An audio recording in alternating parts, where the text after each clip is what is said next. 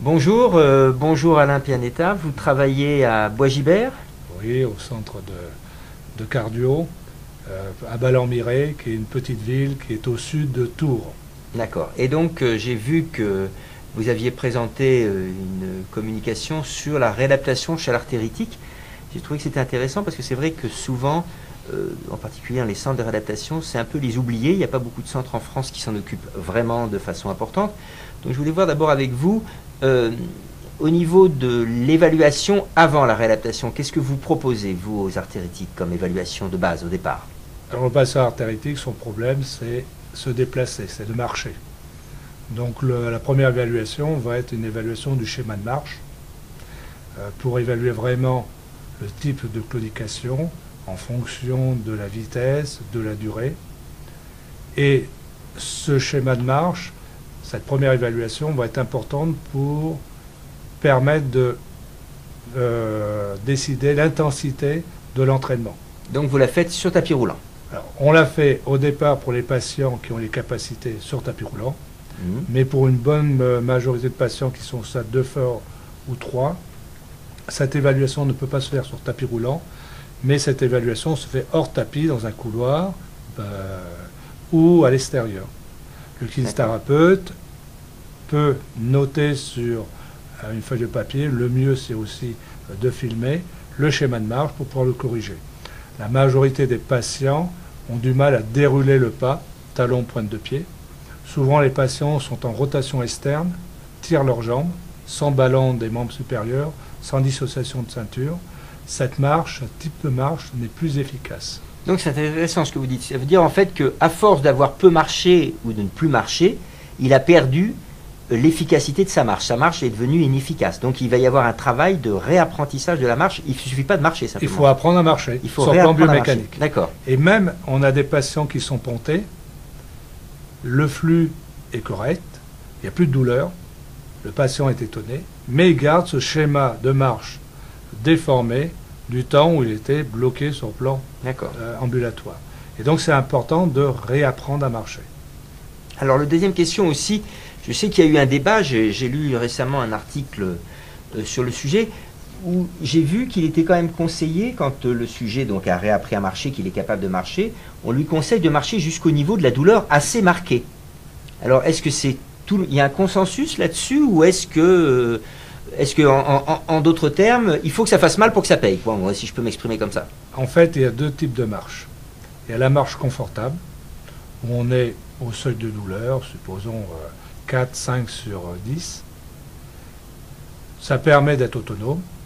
Et puis il y a la marche où on améliore, en particulier le flux au niveau des collatérales, où là il faut aller un peu se faire mal. Et le seuil douloureux, c'est 6 sur 10, 12 sur 20, où là la claudication est marquée. Le schéma de marque est perturbé, avec une rotation externe, avec diminution du ballon des membres supérieurs, avec pas de déroulement du pas, pied, talon, pointe de pied.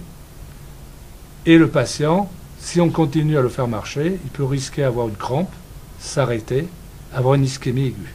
Donc c'est important de l'entraîner un petit peu en dessous. C'est un peu comme les sportifs pour le fractionner.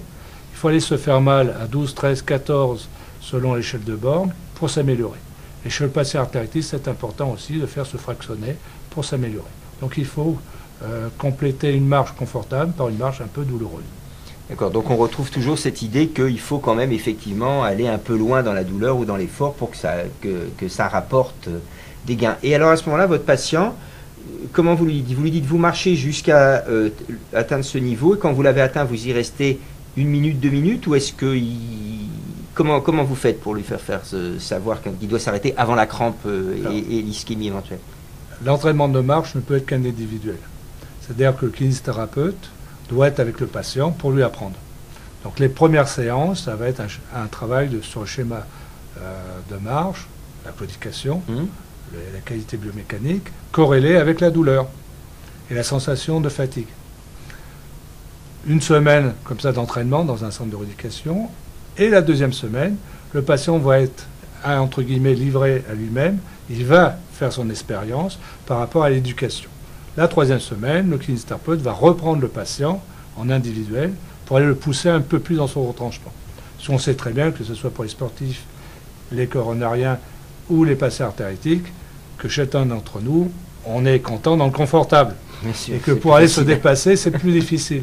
Donc il faut aller redonner sa petite étincelle pour pouvoir améliorer la qualité du débit artériel. D'accord. Et dernier point, donc le patient a fait les 3 semaines dans votre centre, oui, il a été pris en charge. Maintenant, il va repartir chez lui. On sait que l'observance, c'est le grand problème chez tous nos patients. Qu'est-ce que vous lui conseillez? Il faut qu'il marche tous les jours à ce niveau-là, ou est-ce que c'est 3 fois par semaine? Est-ce qu'il alterne pour que ce soit moins monotone? Qu'est-ce que vous donnez comme conseil quand il va être chez lui? On leur conseille d'essayer de marcher tous les jours. Avec 2 types de marches. Une marche dite confortable, pour aller faire les courses, pour être avec les amis. Et puis peut-être 2 à 3 fois par semaine, cette marche un petit peu douloureuse. D'accord. Un peu comme les sportifs qui font l'entraînement. 5 semaines de fractionnel. Voilà. Il y a du foncier, mais dedans, il y a quelques séances effectivement de travail important. Voilà. La marche doit être un plaisir, mais à un certain moment, le plaisir ne doit pas nuire à l'efficacité. Et vous avez exploité un peu les résultats en comparant des patients? Vous avez eu des... Alors pour l'instant non, parce que le travail est déjà important dans un centre de rééducation. Pouvoir rappeler des patients pour évaluer, ça devient un peu difficile. Je pense que peut-être dans le futur, on va essayer de faire cette enquête de durée de motivation au long cours, 1 mois, 2 mois, 3 mois, 1 an. Alors on a quand même des patients qu'on voit régulièrement, qui viennent au cardio club, et là on fait des enquêtes pour savoir s'ils continuent à marcher. D'accord. Écoutez, je vous remercie beaucoup, et puis je vous encourage, vous tous qui nous regardez, à proposer la réadaptation à l'artéritique. Je vous rappelle quand même que même les chirurgiens disent que la marche est plus efficace que bien souvent leurs gestes dans de nombreux cas.